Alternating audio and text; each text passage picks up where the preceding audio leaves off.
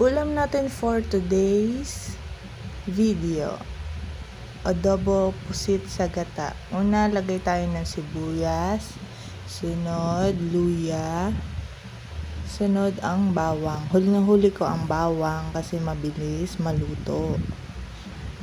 Then, lagay na natin ang ating pusit. Yan, antayin lang natin siya. Tapos halu-haluin.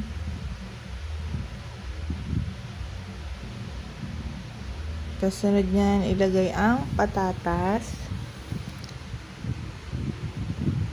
Tapos nilagyan ko na rin siya ng paminta, asin, ginasamix. Tapos yan yung oyster sauce. Saka toyo. Tapos sunod, nilagyan ko muna siya ng tubig. Para lumambot yung patatas at saka yung pusit.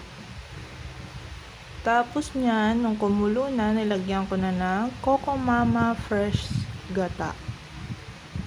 Tapos antayin lang natin kumulo, tapos mawala ng konting sabaw. Pero ako talaga marami akong magsabaw kasi gawa ng mga anak ko.